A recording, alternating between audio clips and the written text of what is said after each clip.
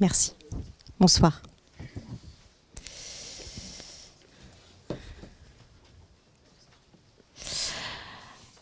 Donc la chaire en elle-même, vous voyez donc ses partenaires ici. Elle n'a pas participé au projet ILIC. L'idée de cette conférence, c'était aussi de voir comment, à un moment donné, on pouvait essayer de faire le lien entre l'analyse de cycle de vie et puis ce qui se passe sur ce projet ILIC. Donc là, je vais faire quelques rappels très brefs sur l'analyse de cycle de vie et puis vous présenter un exemple de projet où on a essayé justement sur le concours Solar Décathlon de faire le lien entre la vie de quartier et puis l'analyse de cycle de vie. Ce qu'on en a tiré, ce qu'on développe comme recherche de façon un peu générique et peut-être après des questions ouvertes sur vers quoi on pourrait aller pour mieux intégrer en fait ces problématiques de quartier. Parce que donc le lien ACV et quartier, il est pas facile. Alors, je vais commencer juste par la question que je pose à mes étudiants quand je commence mon cours d'analyse de cycle de vie. C'est quoi le bâtiment le plus écologique? Celui que vous voyez à gauche, qui est près d'une forêt, à côté d'une rivière, en zone probablement périurbaine, construit en matériaux sans doute qu'on va qualifier d'écologiques, avec pourquoi pas là une partie traitement des eaux, ou bien celui-là qui est dans une zone urbaine dense et qui en fait existait déjà, a été rénové, on a mis des pare-soleil, on a probablement fait une réhabilitation pour avoir une meilleure isolation thermique, c'est peut-être avec de la laine de verre et pas forcément avec du béton de chambre. Voilà, lequel est le plus écologique et puis je leur fais lever la main. Alors voilà, qui est pour le bâtiment de gauche? 2. Ils sentent qu'il y a un piège. Qui est pour la solution de droite? Il y a un piège aussi. Bon, alors, évidemment, voilà, en fait, ce que je leur dis, c'est que d'un point de vue scientifique, la question est mal posée et qu'on va essayer de bien la poser pour essayer de bien y répondre. Voilà, donc la réponse, il n'y a pas forcément là, dans ce cas-là, en tout cas, j'ai pas assez d'éléments pour vous dire lequel est le meilleur, même si j'ai ma petite idée. Alors, déjà, quand on parle de bâtiment écologique, de quelle étape on parle? On parle de sa construction, on parle de son utilisation, de sa fin de vie. Quand on est rigoureux, on doit préciser au moins quelle étape et voir quand on est très rigoureux, on doit dire qu'on prend en compte l'ensemble du cycle de vie. Donc ça, c'est déjà un préalable.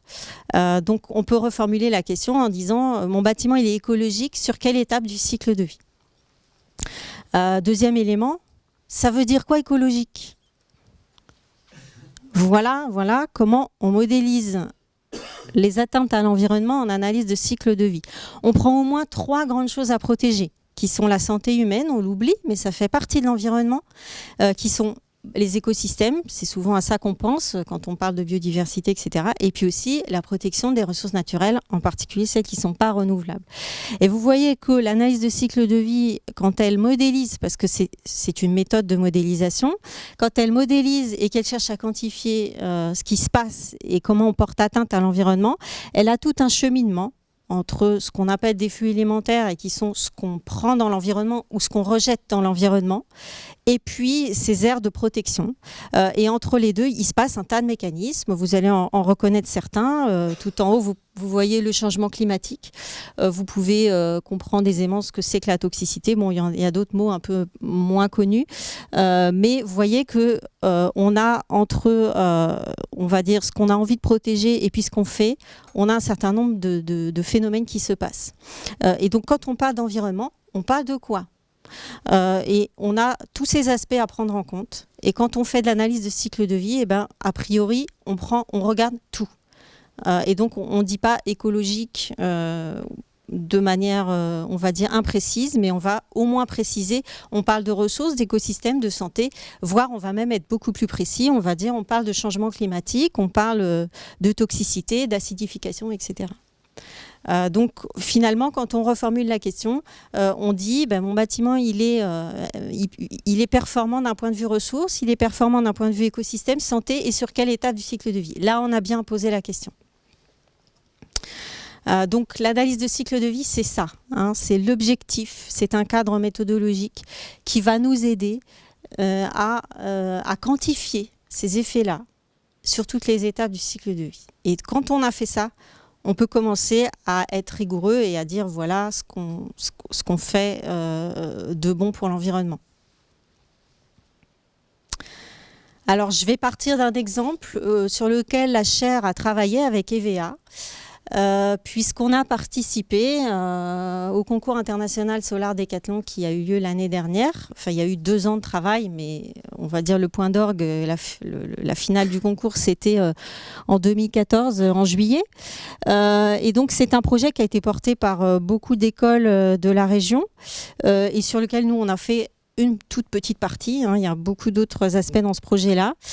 Nous, on a fait la partie analyse de cycle de vie. Ce qui était intéressant dans ce projet, c'est qu'il a été justement, c'est un projet de rénovation urbaine, et il a été justement pensé au départ par des architectes qui avaient aussi leur vision de ce que c'est qu'un habitant dans une ville durable. Et ils se sont donc focalisés sur ce bâtiment que vous reconnaîtrez peut-être, qui s'appelle le Cap 44, qui se trouve à Nantes, pas loin de la Chambre de commerce et d'industrie, en bord de Loire, qui était une ancienne minoterie et puis qui a été recouverte donc de ces panneaux métalliques et qui est actuellement un bâtiment tertiaire. Donc leur idée, c'était, voilà, ce bâtiment, on imagine qu'on le rénove, on va lui enlever son enveloppe. Pour des raisons d'architecture bioclimatique, on va faire 2 coupures perpendiculaires à l'intérieur de ce bâtiment. On va surélever un peu cette partie et puis on va insérer côté Loire des logements qui sont vus comme des insertions modulaires de structures en bois notamment qu'on va insérer dans ces structures poteau-poutre sur laquelle qu'on récupère et qu'on ne touche pas. Donc on est sur de la réhabilitation, on va essayer de conserver la structure.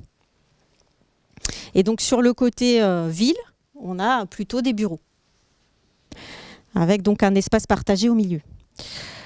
Voilà, donc ça c'était la vision des architectes. Et nous, on intervenait là pour dire qu'est-ce qu'on peut faire en termes d'analyse de cycle de vie autour de ça. Alors, je vous ai mis un petit lien si vous souhaitez aller voir, parce que donc, je ne veux pas m'approprier le projet à moi toute seule. Il y avait vraiment beaucoup de partenaires. Et donc, il y a eu un prototype à l'échelle 1 qui a été construit et présenté pendant le concours à Versailles au mois de juillet 2014.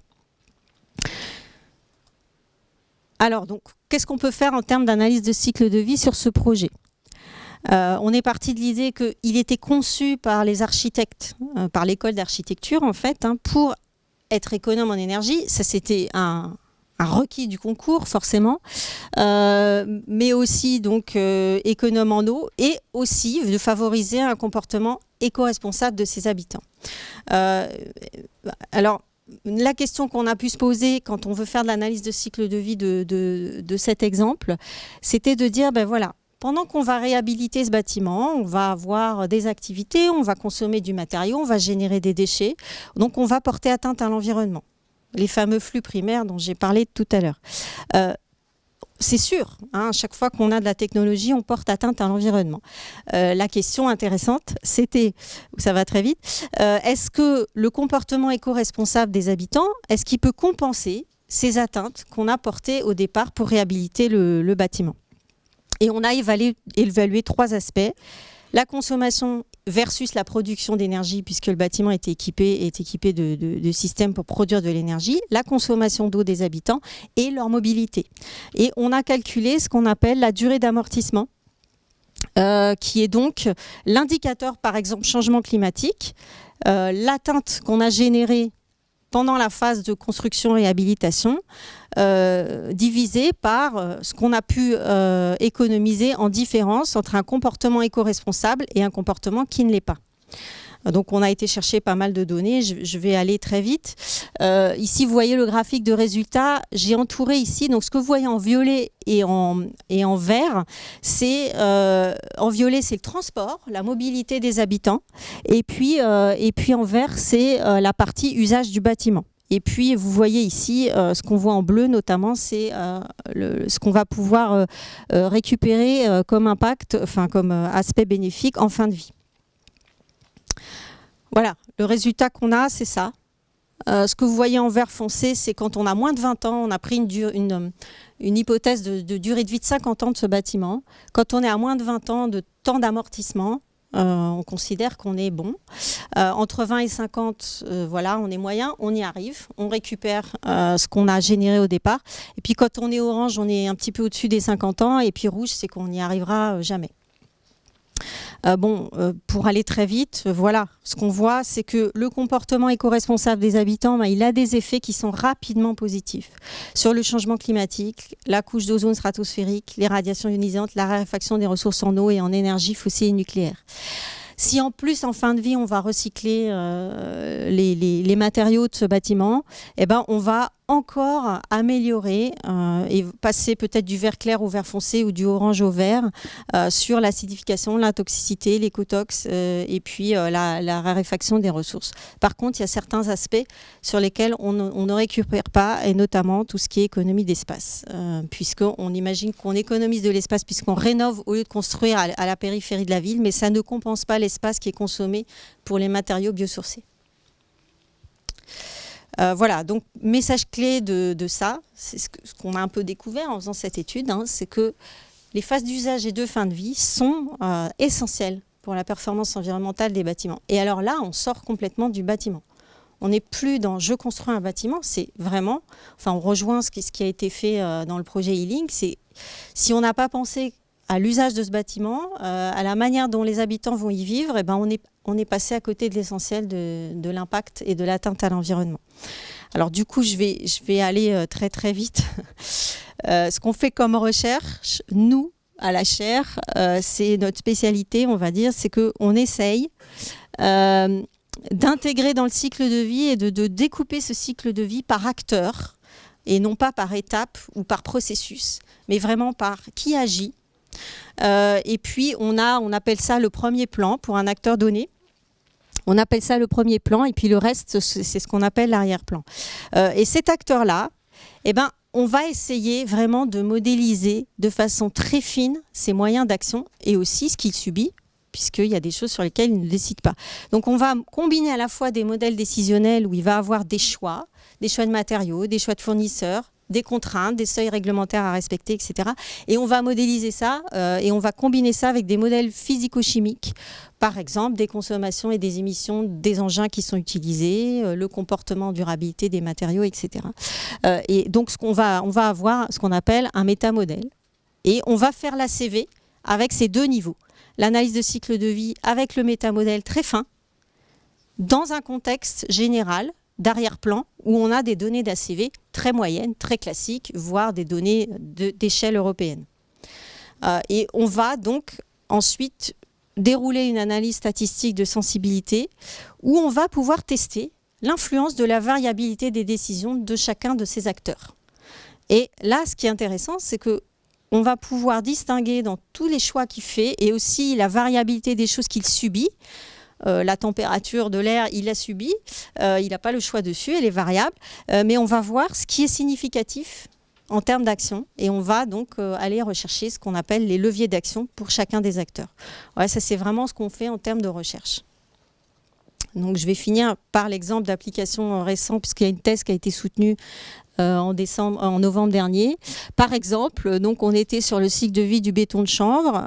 On avait l'acteur agricole ici et puis l'acteur transformateur industriel. Bon, ce qu'on a vu, par exemple, c'est que sur le changement climatique, eh ben, finalement, c'était l'acteur industriel qui avait un vrai levier d'action concernant la formulation de son matériau et que l'acteur agricole en avait un petit, mais qui n'était pas vraiment significatif. Par contre, lui, sur ses choix de matériaux, enfin de matériel et d'équipement, il avait une influence significative sur l'écotoxicité et qu'on pouvait comme ça repérer des leviers d'action. Et puis, avec surprise, on a aussi découvert que si cet industriel équipait son usine de panneaux photovoltaïques pour produire sa propre électricité, eh ben finalement, il n'avait pas d'impact vraiment significatif sur la consommation d'énergie, enfin la diminution des énergies non renouvelables, puisque finalement sa contribution était petite par rapport à tout le reste. Donc voilà le type de résultat qu'on peut obtenir. Voilà, donc à suivre puisqu'on n'a pas fait la phase d'usage notamment. Voilà, je vais passer très vite parce que je pense que Bruno va en parler. Voilà. Alors, je ne sais pas si maintenant vous avez une idée de réponse à ma question.